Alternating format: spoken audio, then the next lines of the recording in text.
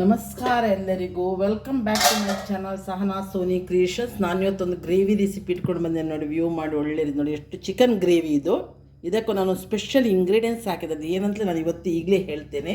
ಯಾವಾಗ ನಾವು ಪನ್ನೀರನ್ನು ವೆಜ್ಜಿಗೆ ಮಾತ್ರ ಯೂಸ್ ಮಾಡ್ತೇವೆ, ನಾನು ಇದನ್ನು ಪನ್ನೀರನ್ನು ಇದಕ್ಕೆ ಚಿಕನ್ಗೆ ಯೂಸ್ ಮಾಡಿ ಈ ಥರ ರೆಸಿಪಿ ರೆಡಿ ಮಾಡಿ ತಂದಿದ್ದೆ. ನೀವು ಈ ವಿಡಿಯೋವನ್ನು ಕಂಪ್ಲೀಟಾಗಿ ಕ್ಲೀನಾಗಿ ಕ್ಲಿಯರಾಗಿ ನೋಡಿ, ಆಗ ನಿಮಗೆ ಎಮ್ಮಿಯಾದ ಈ ಚಿಕನ್ ರೆಸಿಪಿ ನಿಮಗೆ ರೆಡಿ ಆಗ್ತದೆ ನೋಡಿ. ಗ್ರೇವಿ ಏನಿಲ್ಲ, 4 ಟೇಬಲ್ ಸ್ಪೂನ್ ಕುಕ್ಕಿಂಗ್ ಆಯಿಲ್ ಮಾತ್ರ ಹಾಕಿದ್ದು. ನೀವು ಒಂದಷ್ಟು ಕುಕ್ಕಿಂಗ್ ಆಯಿಲ್ ಹಾಕಿದೆ ಅಂತ ತಿಳ್ಕೊಂಡಿರ್ಬೋದು, ಏನು ಹಾಕಲಿಲ್ಲ. ಗ್ರೇವಿಯಲ್ಲಿ ಎಷ್ಟು ಆಯಿಲ್ ಇದು ಬಂದಿದೆ ನೋಡಿ.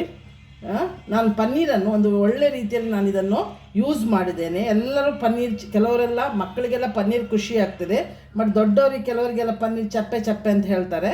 ಸೊ ಅದನ್ನು ನಾವು ಖಾಲಿ ವೆಜ್ಜಿಗೆ ಮಾತ್ರ ಅಲ್ಲ, ಚಿಕನಿಗೂ ಯೂಸ್ ಮಾಡ್ಬೋದು ಪನ್ನೀರ್ ಅಂತ ನಾನು ಈ ರೆಸಿಪಿಯಲ್ಲಿ ನಿಮಗೆ ತೋರಿಸಿಕೊಡ್ತೇನೆ. ಈ ರೆಸಿಪಿಯನ್ನು ಇಷ್ಟ ಆದ ನಿಮಗೆ ಇದಕ್ಕೊಂದು ಲೈಕ್ ಕೊಡಿ. ಸಬ್ಸ್ಕ್ರೈಬ್ ಆಗದೆ ಯಾರು ನೋಡ್ತಿದ್ದೀನಿ ನೀವು ಆದಷ್ಟು ಬೇಗ ಸಬ್ಸ್ಕ್ರೈಬ್ ಆಗಿ ನನಗೆ ಸಪೋರ್ಟ್ ಮಾಡಿ. ನಾನು ಇದೇ ಥರ ವೆಜ್ ನಾನ್ ವೆಜ್ ರೆಸಿಪಿ ನಿಮಗೆ ಶೇರ್ ಮಾಡ್ತಾ ಇರ್ತೇನೆ. ಈಗ ನಾವು ಪನ್ನೀರನ್ನು ಯಾವ ಥರ ಹಾಕಿ ಚಿಕನ್ ಗ್ರೇವಿ ಮಾಡ್ಬೋದಂತ ನಾನು ನಿಮಗೆ ಈ ಒಂದು ಅದ್ಭುತವಾದ ರೆಸಿಪಿಯನ್ನು ತೋರಿಸಿಕೊಡ್ತಿದ್ದೇನೆ. ಬನ್ನಿ ನೋಡಿ ಕಲೀರಿ. ನನಗೆ ಈಗ ಚಿಕನ್ ರೆಸಿಪಿ ಮಾಡಲಿಕ್ಕೆ ಒಂದು ಬೌಲ್ ತಗೊಂಡಿದ್ದೇನೆ, ಮಿಕ್ಸಿಂಗ್ ಬೌಲು.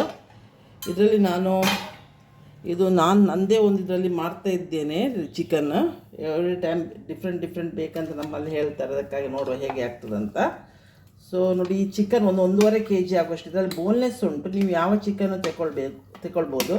ಚೂರು ನೀರು ಇರಬಾರ್ದು ಚಿಕನಲ್ಲಿ. ಮ್ಯಾರಿನೇಷನ್ ಒಂಚೂರು ಮಾಡಿ ಇಡಲಿಕ್ಕೆ ಉಂಟು.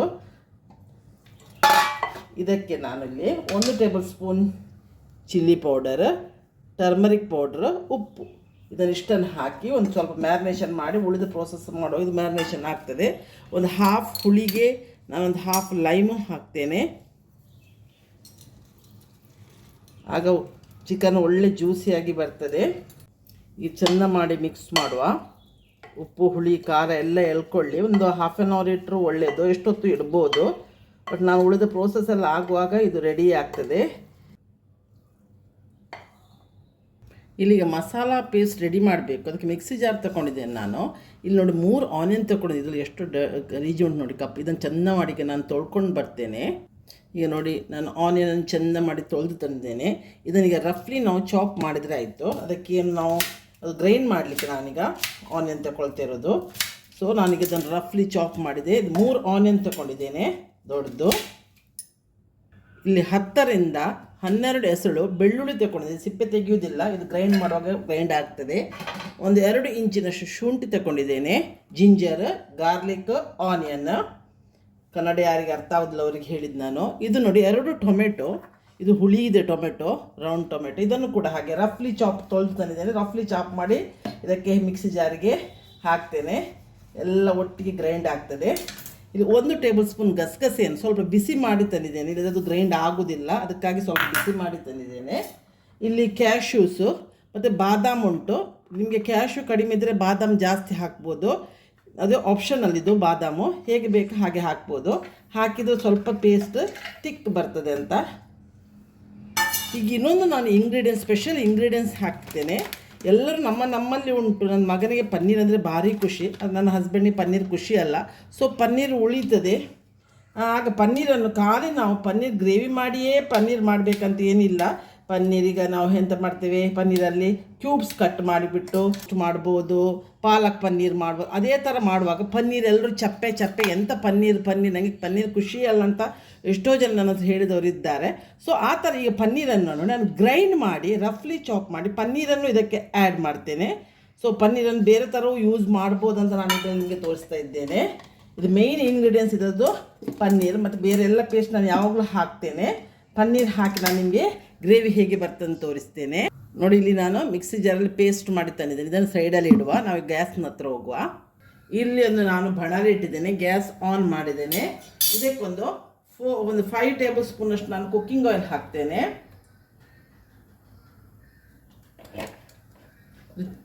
ಆಯಿಲ್ ಬಿಸಿ ಆಗಲಿ. ಈಗ ಎಣ್ಣೆ ಕಾಯಿತು. ಈಗ ಇಲ್ಲಿ ಮ್ಯಾರಿನೇಷನ್ ಮಾಡಿದ ಚಿಕನ್ ಉಂಟಲ್ಲ, ಅದನ್ನು ಸ್ವಲ್ಪ ನಾವು ಫ್ರೈ ಮಾಡಿ ತೆಗೆಯುವ.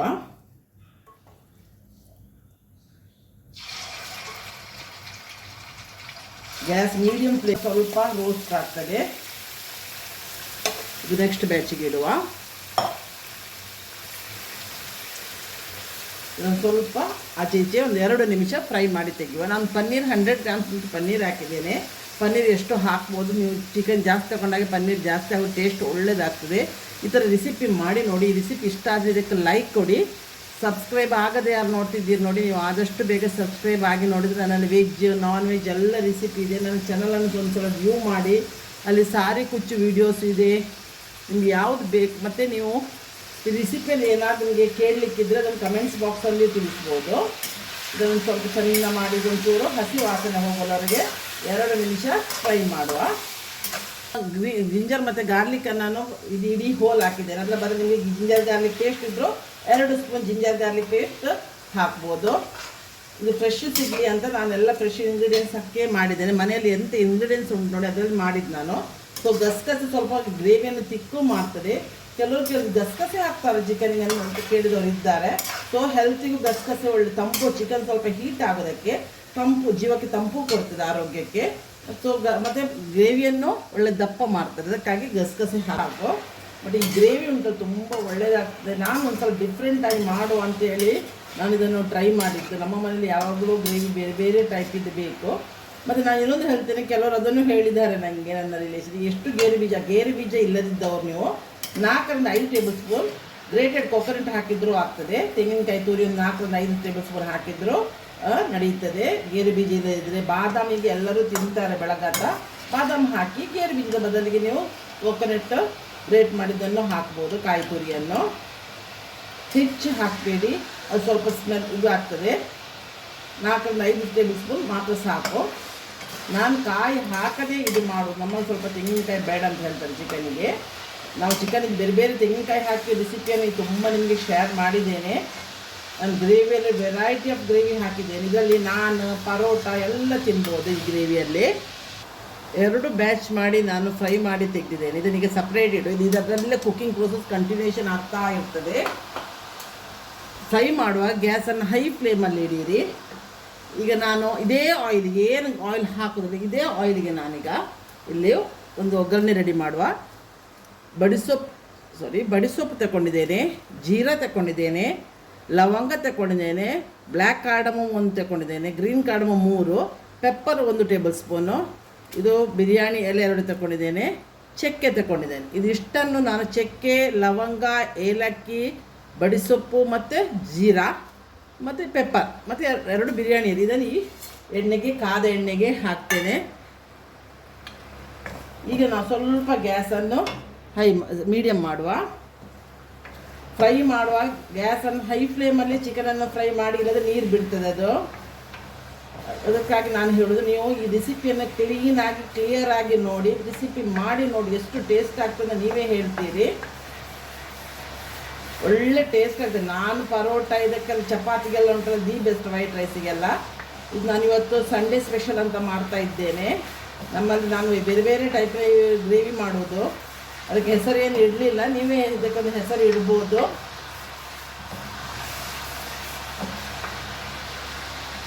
ಈಗ ಜೀರೆ ಎಲ್ಲ ಸಿಡಿಲಿಕ್ಕೆ ಸ್ಟಾರ್ಟ್ ಆಯಿತು. ಈಗ ನನಗೆ ಪೇಸ್ಟ್ ಉಂಟಲ್ಲ ಅದನ್ನು ಇದಕ್ಕೆ ಹಾಕ್ತೇನೆ. ಸ್ವಲ್ಪ ಅದು ಜೀರಾ ಸಿಡಿಲಿಕ್ಕೆ ಸ್ವಲ್ಪ ಟೈಮ್ ತಗೊಳ್ತದೆ, ಯಾಕಂದರೆ ಅದರಲ್ಲಿ ಸ್ವಲ್ಪ ನೀರಿನ ಅಂಶ ಇರ್ತದೆ.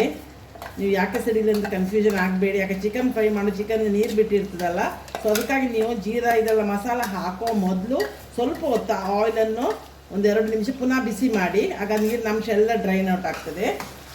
ಇದನ್ನು ಚೆಂದ ಮಾಡಿ ನಾನೀಗ ಗ್ಯಾಸನ್ನು ಸಿಮ್ ಇಡ್ತೇನೆ. ಪೇಸ್ಟ್ ಹಾಕುವಾಗ ಇದನ್ನು ಈ ಮಸಾಲವನ್ನು ಚೆಂದ ಮಾಡಿ ಫ್ರೈ ಮಾಡುವ. ಯಾಕಂದರೆ ಇದೆಲ್ಲ ಆನಿಯನ್ನು, ಟೊಮೆಟೊ ಎಲ್ಲ ಹಸಿ ಹಾಕಿದ್ದೇನೆ. ಬೆಳ್ಳುಳ್ಳಿ, ಶುಂಠಿ ಎಲ್ಲ ಉಂಟಲ್ಲ, ಇದರ ಹಸಿ ವಾಸನೆ ಎಲ್ಲ ಹೋಗೋದವರೆಗೆ ಇದನ್ನು ಚೆಂದ ಮಾಡೀಗ ಫ್ರೈ ಮಾಡುವ.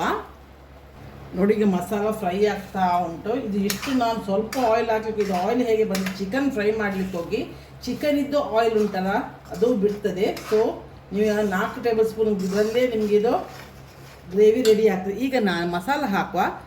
ಚಿಲ್ಲಿ ಪೌಡ್ರ್ ಹಾಕಿ 1 ಟೇಬಲ್ ಸ್ಪೂನ್, ಈಗ 1-1.5 table spoon chilli powder Byadgi. Biryani ಇದು ಗರಂ ಮಸಾಲ ಹಾಕಿದ್ದೇನೆ 1 table spoon. 1/2 table spoon jeera powder ಹಾಕಿದ್ದೇನೆ. 1 table spoon coriander powder. Jeera half ಯಾಕೆ ತಗೊಂಡಾಗ 1 ಟೇಬಲ್ ಸ್ಪೂನು ಇಡೀ ಜೀರಾ ಹಾಕಿದ್ದೇನೆ ನಾನು ಒಗ್ಗರಣೆಗೆ. ಸೊ ಇದಿಷ್ಟು ಸಾಕಾಗ್ತದೆ ಮಸಾಲ. ಪೆಪ್ಪರು ಇಡೀ ಪೆಪ್ಪರೇ ಹಾಕಿದ್ದೇನೆ.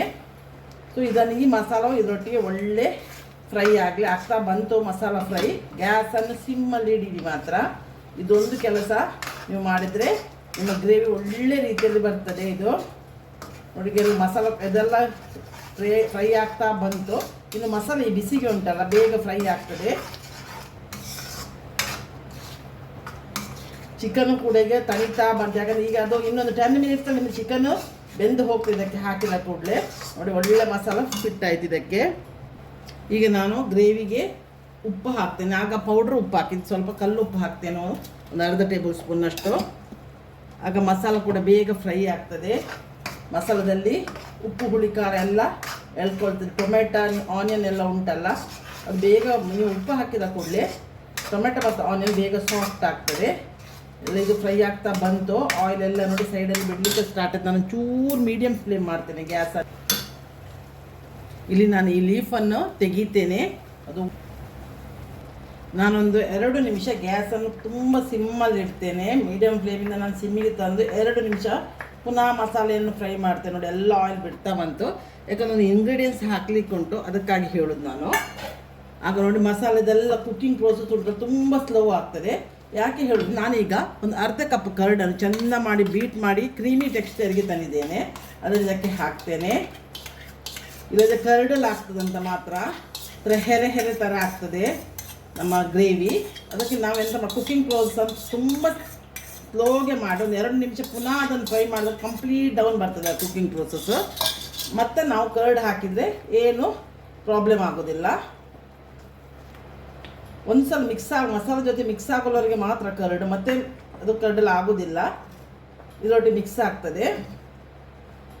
ಉಪ್ಪು ಹುಳಿ ಖಾರ ಎಲ್ಲ ಈಗ ನೋಡ್ಕೊಳ್ಬೋದು ನೀವು. ಈ ಗ್ಯಾಸ್ ಸಿಮ್ಮಲ್ಲೇ ಉಂಟು. ಚೆಂದ ಮಾಡಿ ಮಿಕ್ಸ್ ಆಯ್ತು ಇದೀಗ. ಈಗ ನೋಡಿ ಇದೆಲ್ಲ ಮೊಸರು ಕರ್ಡ್ಸ್ ಎಲ್ಲ ಇದಕ್ಕೆ ಮಿಕ್ಸ್ ಆಯಿತು. ಈಗ ನಾನು ಗ್ಯಾಸನ್ನು ಮೀಡಿಯಮ್ ಫ್ಲೇಮಿಗೆ ಹಾಕಿದೆ. ಇದೊಂದು ಕುದಿ ಬರಬೇಕು ಮಸಾಲೆ ನಮ್ಮದು. ನಾನೀಗ ಇದನ್ನು ಚಿಕನ್ ಫ್ರೈ ಮಾಡಿದ ಚಿಕನ್ ಉಂಟಲ್ಲ ಅದನ್ನು ಇದಕ್ಕೆ ಹಾಕ್ತೇನೆ. ಕರ್ಡ್ಸ್ ಒಳ್ಳೆ ಹೊಂದ್ಕೊಳ್ತು ನೋಡಿ. ಈಗ ನೋಡಿ ಏನೂ ಕರ್ಡಲ್ಲಿ ಆಗಿರೋದಿಲ್ಲ, ಅದಕ್ಕೆ ಹೇಳಿದ್ದು ನಾನು. ತುಂಬ ಜನ ನಂತರ ನನ್ನ ಪರಿಚಯದವ್ರು ಕೇಳಿದ್ದಾರೆ, ಕರ್ಡ್ಸ್ ಹಾಕಿದ ಕೂಡ ಇದಾಗ್ತದೆ, ಹೆರೆ ಹೆರೆ ಆಗ್ತದೆ ಯಾಕೆ ಅಂತ. ನೋಡಿ ಇದರಲ್ಲಿ ಚಿಕನ್ನು ನೀರು ಬಿಟ್ಟಿದೆ. ಗ್ರೇವಿ ಎಷ್ಟು ಬೇಕಂತ ಈಗ ನಾವು ಇದರಲ್ಲಿ ಸಿಮ್ಮಲ್ಲಿ ಇನ್ನು ಮೀಡಿಯಮ್ ಫ್ಲೇಮಲ್ಲಿ, ಸಿಮ್ಮಲ್ಲೆಲ್ಲ ಮೀಡಿಯಮ್ ಫ್ಲೇಮಲ್ಲಿ ಒಂದು 10 ಮಿನಿಟ್ಸ್ ಬೇಯಿಸುವ. ಆಗ ಚಿಕನ್ ಈ ಮಸಾಲವನ್ನೆಲ್ಲ ಎಳ್ಕೊಳ್ತದೆ, ಜ್ಯೂಸಿ ಆಗ್ತದೆ. ಚಿಕನಿದ್ದು ನೀರು ಕೂಡ ಬಿಡ್ತದೆ. ಮತ್ತು ನಿಮಗೆ ಗ್ರೇವಿ ಹೇಗೆ ಬೇಕು ಹಾಗೆ ಮಸಾಲೆಗೆ ಸ್ವಲ್ಪ ನೀರನ್ನು ಸೇರಿಸ್ಕೊಳ್ಳುವ. ಒಳ್ಳೆ ರೀತಿ ಮಿಕ್ಸ್ ಮಾಡುವ. ಈಗ ಲಿಡ್ ಮುಚ್ಚೋ ಮೊದಲು ಈ ಕಸೂರಿ ಮೇಥಿಯನ್ನು ಸ್ವಲ್ಪ ಫ್ರೈ ಮಾಡಿ ರೋಸ್ಟ್ ಮಾಡಿ ತಂದಿದ್ದೇನೆ. ಅದನ್ನು ಇದಕ್ಕೆ ಹಾಕು 1 ಟೇಬಲ್ ಸ್ಪೂನಷ್ಟು. ಅದು ಅದರದ್ದು ಸ್ಮೆಲ್ ಗ್ರೇವಿಗೆ ಹಿಡಿತದೆ. ಈಗ ಚೆಂದ ಮಿಕ್ಸ್ ಮಾಡಿ ಲಿಡ್ ಮುಚ್ತೇನೆ ನಾನು. ಲಿಡ್ ಮುಚ್ತೇನೆ. ಒಂದು 10 ಮಿನಿಟ್ಸ್ ಬೇಯಿಸುವ. ಈಗ ಗ್ರೇವಿ ಹೇಗೆ ತಿಕ್ಕು ಎಷ್ಟುಂಟು ನೋಡಿ. ನೋಡಿ ನೋಡಿ ಎಷ್ಟು ಲಾಯ್ಕಾಯ್ತು ನೋಡಿ ಗ್ರೇವಿ ಇದು. ಇದಕ್ಕೆ ಏನು ನಾನು 4 ಟೇಬಲ್ ಸ್ಪೂನ್ ಆಯಿಲ್ ಹಾಕಿದ್ದು. ತುಂಬ ಆಯಿಲ್ ಹಾಕಿದ ಅಂತ ತಿಳ್ಕೊಳ್ಬೇಡಿ. ಪನ್ನೀರ್ ಹಾಕ್ತೇವಲ್ಲ ನಾವು, ಚಿಕನ್ ಇದೆಲ್ಲ ನಾವು ಫ್ರೈ ಮಾಡಿ ಹಾಕ್ತೇವಲ್ಲ, ಆಗ ಚಿಕನ್ ಟೇಸ್ಟು ಸ್ವಲ್ಪ ಚೇಂಜ್ ಬರ್ತದೆ. ಡೀಪ್ ಫ್ರೈ ಮಾಡಲಿಕ್ಕಲ್ಲ, ನಾನು ಹೇಳುವುದನ್ನು ಟಿಪ್ಸನ್ನು ನೀವು ಕಂಪ್ಲೀಟ್ ಫಾಲೋ ಮಾಡಲಿ. ನೋಡಿ ಎಂಥ ಒಳ್ಳೆ ಗ್ರೇವಿ ನೋಡಿ. ಹೋಟ್ಲಲ್ಲಿ ಈ ಥರ ಮತ್ತು ನಾನು ಎಲ್ಲ ಹೆಲ್ದಿ ಇಂಗ್ರೀಡಿಯೆಂಟ್ಸನ್ನು ನೋಡಿ ಹಾಕ್ತೇನೆ ಆದಷ್ಟು. ನೋಡಿ ಒಳ್ಳೆ. ಈಗ ನಾನು ಒಂದು ಅರ್ಧ ಕಪ್ಪಿನಷ್ಟು ಮಿಕ್ಸಿ ಜಾರನ್ನು ತೊಳೆದುಬಿಟ್ಟು ನೀರು ಹಾಕಿದ್ದು ದಪ್ಪ ಉಂಟು ಗ್ರೇವಿ. ಮತ್ತು ಇನ್ನೂ ಅದು ತಡಿದ ನಂತರ ಉಂಟಲ್ಲ ಸ್ವಲ್ಪ ಇನ್ನೂ ದಪ್ಪ ಆಗ್ತದೆ. ಸೊ ಅರ್ಧ ಕಪ್ ಹಾಕಿದೆ. ಇದು ನಾವು ಇವತ್ತು ವೈಟ್ ರೈಸ್ ಚಪಾತಿ ಎರಡಕ್ಕೂ ಇದು ಆಗ್ತಾ ಆ ಥರ ಮೀಡಿಯಮ್ ಮಾಡ್ತೇನೆ ಗ್ರೇವಿಯನ್ನು. ತುಂಬ ದಪ್ಪ ಮಾಡೋದಿಲ್ಲ. ವೈಟ್ ರೈಸು ಸ್ವಲ್ಪ ತೆಗೊಳ್ತೀವಿ ನಾವು. ನೀವು ಹೇಗೆ ಬೇಕು ಗ್ರೇವಿಯನ್ನು ಆ ಥರ ತಿಕ್ನೆಸ್ಸಿಗೆ ಇಡಿ. ಇನ್ನೊಂದು ಆನಿಯನ್ ಎಲ್ಲ ಪೇಸ್ಟ್ ಹಾಕಲಿಕ್ಕೆ ಹೋಗಿ ಅದು ಗ್ರೇವಿ ತಿಕ್ಕಾಗ್ತದೆ. ಇನ್ನು ನೋಡಿ ಈಗ ಕೂಡ ತಿಕ್ಕೇ ಉಂಟು. ಇನ್ನು ಸ್ವಲ್ಪ ನೀರು ಇಟ್ಟಿದ್ದೇನೆ ನಾನು. 1 ಕಪ್ಪು ನೀರು ಹಾಕಿದ್ದೇನೆ ನಾವು. ಕಸೂರಿ ಮೇಥಿದು ಒಳ್ಳೆ ಸ್ಮೆಲ್ ಬರ್ತಾ ಉಂಟು. ಕ್ರಷ್ ಮಾಡಿ ಹಾಕಿ, ಹಸಿ ಹಾಕಬೇಡಿ. ಸ್ವಲ್ಪ ಬಾಣಲೆಯನ್ನು ಬಿಸಿ ಮಾಡಿ ಆಫ್ ಮಾಡಿ ಕಸೂರಿ ಮೇಥಿಯನ್ನು ಹಾಕಿ ಒಂದು 2 ನಿಮಿಷ ಬಿಡಿ. ಅಲ್ಲಿ ಅದು ಬಿಸಿಗೆ ಅದು ಫ್ರೈ ಆಗ್ತದೆ. ಮತ್ತು ಕೈಯಲ್ಲಿ ಪೌಡ್ರ್ ಕ್ರಷ್ ಮಾಡಲಿಕ್ಕೆ ಆಗ್ತದೆ ನಿಮಗೆ. ಇದನ್ನು ಇನ್ನೊಂದು 2 ನಿಮಿಷ ಚಂದ ಕುದಿ ಬರಿಸುವ ನಾವು ಮೀಡಿಯಮ್ ಫ್ಲೇಮಲ್ಲಿ. ಅದಕ್ಕೆ ಇನ್ನೊಂದು ಇಂಗ್ರೀಡಿಯೆಂಟ್ಸ್ ಹಾಕಲಿಕ್ಕೆ ಉಂಟು. ನೋಡುವಾಗ ಹೇಗೆ ಆಯ್ತು ಅಂತ ನೋಡಿ. ನೋಡಿ ಎಷ್ಟು ಗ್ರೇವಿ ರೆಡಿ ಆಯ್ತು ನೋಡಿದ್ದು. ಒಳ್ಳೊಂದ್ಸಲ ಮುಚ್ಚುವ. ಗ್ಯಾಸ್ ಮೀಡಿಯಮ್ ಫ್ಲೇಮಲ್ಲಿ ಉಂಟು ನೋಡಿ. ಇಷ್ಟು ದಪ್ಪ ಉಂಟು ನೋಡಿ, ಇದು ಇನ್ನೂ ತಿಕ್ಕಾಗ್ತದೆ. ಇಲ್ಲಿಗೆ ಚಿಕನ್ ರೆಡಿ ಆಯಿತು. ಈಗ ನಾನು ಇದಕ್ಕೊಂದು 3-4 ಟೇಬಲ್ ಸ್ಪೂನಷ್ಟು ಕೊರಿಯಂಡರ್ ಲೀವ್ಸ್ ಹಾಕ್ತೇನೆ. ಫೈನಲ್ ಟಚ್ ಕೊಡ್ತೇನೆ. ಇಲ್ಲಿಗೆ ಈ ಸ್ಪೆಷಲ್ ಪನ್ನೀರ್ ಹಾಕಿದ ಗ್ರೇವಿ, ಚಿಕನ್ ಗ್ರೇವಿ ರೆಡಿ ಆಯಿತು. ಈ ರೆಸಿಪಿ ನಿಮ್ಗೆ ಇಷ್ಟ ಆದರೆ ಇದಕ್ಕೆ ಲೈಕ್ ಕೊಡಿ, ಆದಷ್ಟು ವ್ಯೂ ಮಾಡಿ, ನನ್ನ ರೆಸಿಪಿಯ ನಿಮ್ಮ ಫ್ರೆಂಡ್ಸ್ಗಳಿಗೂ ಶೇರ್ ಮಾಡಿ, ಅವರಿಗೂ ಸಬ್ಸ್ಕ್ರೈಬ್ ಆಗದಿದ್ದರೆ ಅವ್ರಿಗೂ ಸಬ್ಸ್ಕ್ರೈಬ್ ಆಗಿ ನೋಡಲಿಕ್ಕೆ ಹೇಳಿ.